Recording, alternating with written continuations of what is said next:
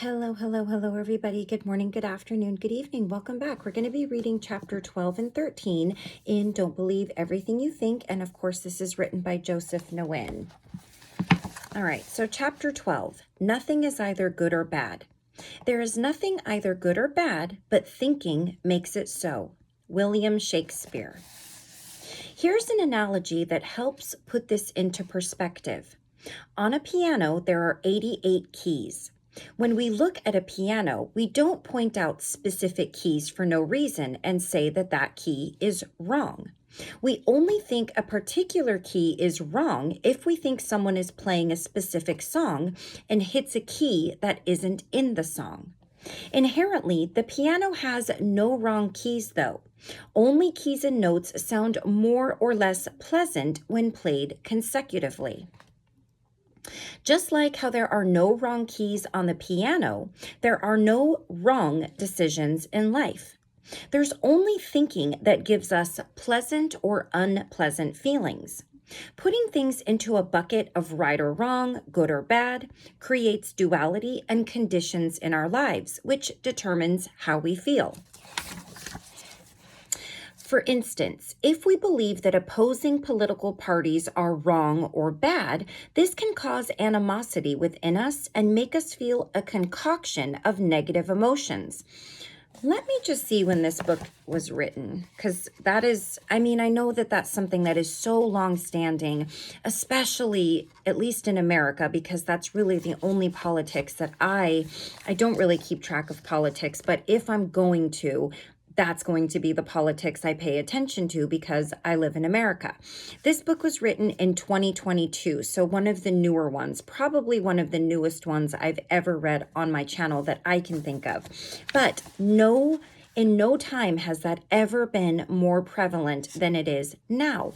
We are very divided as a nation, and it makes me really sad because not only are we divided, but people do things purposely to divide us even more.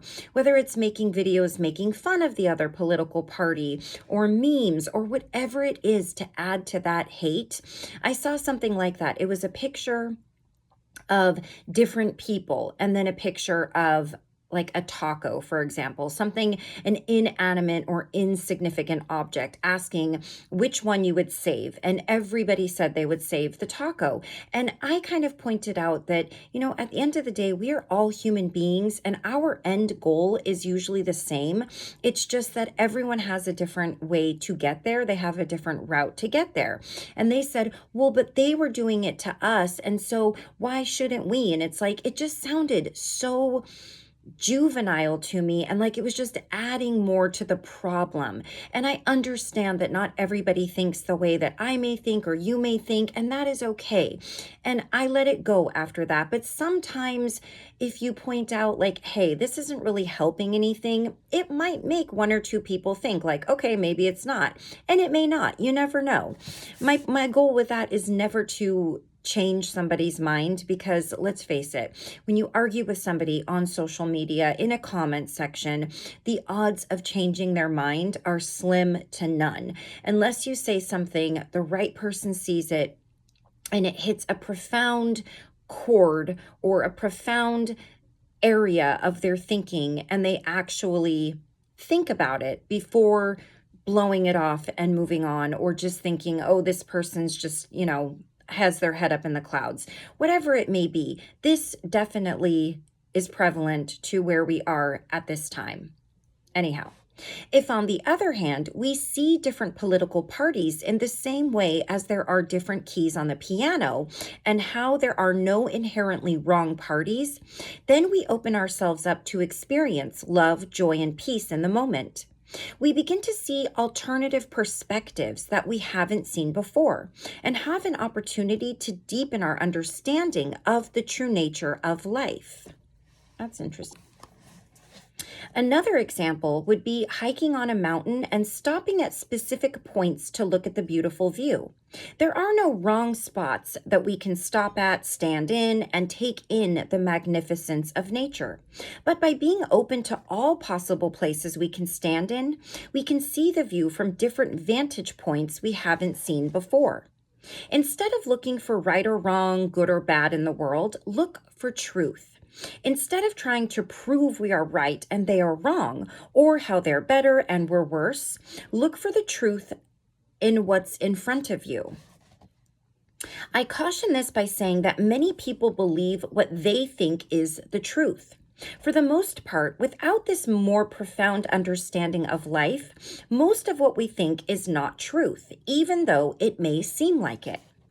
The actual truth is not subjective.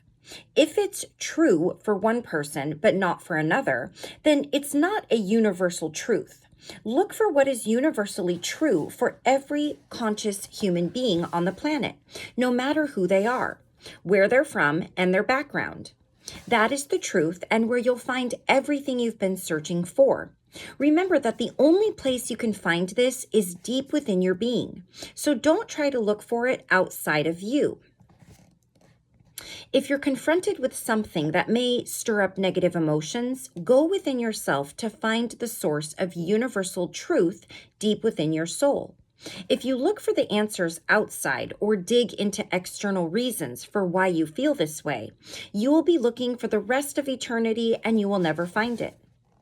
Negative emotions are an indication of misunderstanding. When negative emotions grip us, it means that we believe what we are thinking. At this moment, we forget where our experience comes from and that our thinking is the cause of our negative emotions. All you have to do is remember that thinking is the root cause of how we're feeling. Once this is brought to your awareness, don't fight the thinking. Just become aware that your thinking is causing the ill feelings. Welcome it with love, and it will slowly dissipate before your eyes. Not too long after, you'll return to your natural state of peace, love, and joy. All right, now chapter 13. How do you know what to do without thinking? The intuitive mind is a sacred gift, and the rational mind is a faithful servant. We have created a society that honors the servant and has forgotten the gift. Albert Einstein. Although there are no ultimately right or wrong decisions we can make, just like there are no wrong keys on a piano, there are decisions or keys that are more aligned with us than others, depending on the context. Knowing there is no right or wrong relieves us from the pressure to choose the right one. When we make decisions, we want to rely on non-thinking.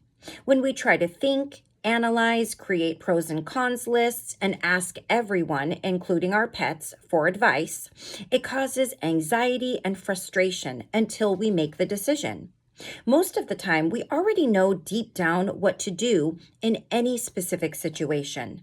This is often referred to as your gut feeling, intuition, or inner wisdom. What we do is try to confirm our intuition with the external world. And this is where most of the negative emotions begin to surface, wreaking havoc on our mental state because of everyone's opinions. Only you can know what you want to do. No one else can tell you this.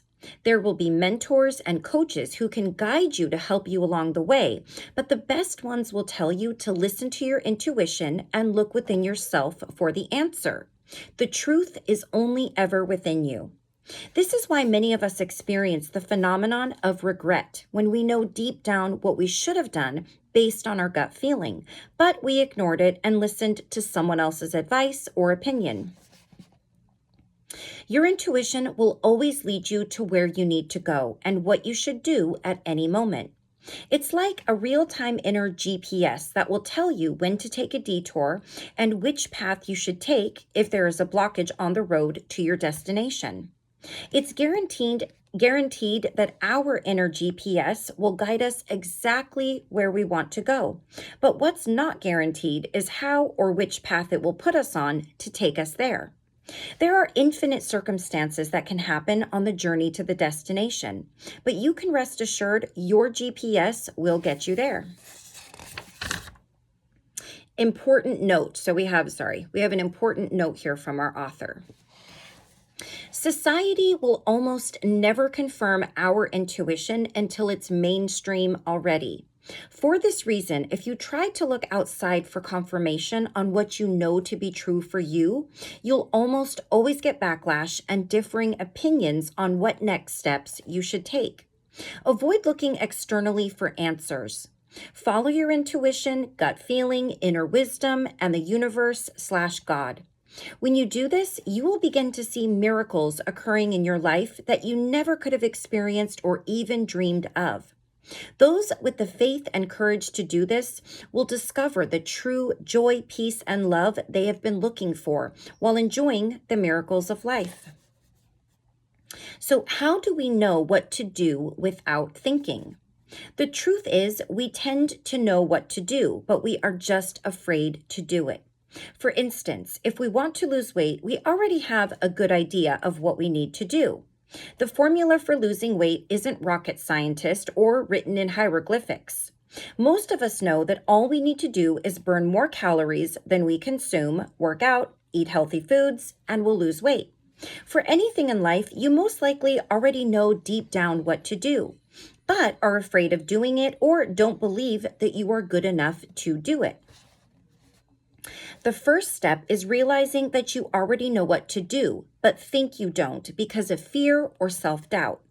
If you don't have any fear or self-doubt about the situation and still don't know what to do, then the next step is to trust your intuition or infinite intelligence to give you the answers you need. We have the ability to access an infinite number of thoughts, so there's no shortage of ideas on what you can do at any given moment. The only thing stopping us from accessing this abundance of knowledge is our thinking. Henry Ford once said, "Whether you think you can or you can't, you're right." If we walk around our lives thinking we can't, we immediately block ourselves from the limitless possibilities of what we can do. But when we realize the break in our mind and realize that it's just our thinking holding us back, we automatically return to our natural state of abundance and unlimited possibilities. And at that moment, we can receive any answer we need on what to do. All right. So I was just taking a peek to see if we could fit in one more chapter, but chapter 14 is a bit longer, and so we'll save that for the next video. So that's going to be how to follow your intuition. And then chapter 15, creating space for miracles. I'm really enjoying this book. I find it very practical, yet at the same time hitting on the level of the soul, including the divine and what that really means for us. And really, it does all come down to being connected to God, source, divine, the universe, whatever you want to refer to it as, whatever you're comfortable with. But I really, really love the beautiful blend that this author has managed to accomplish in this book a lot. So we'll go ahead and stop right there. Thank you so very much for joining me. Until I see you again, please take care of yourself. Please take care of those around you. I love you all very much. I love reading these to you, and I will see you again very soon for our next few chapters or couple of chapters. Until then, take care. Bye-bye.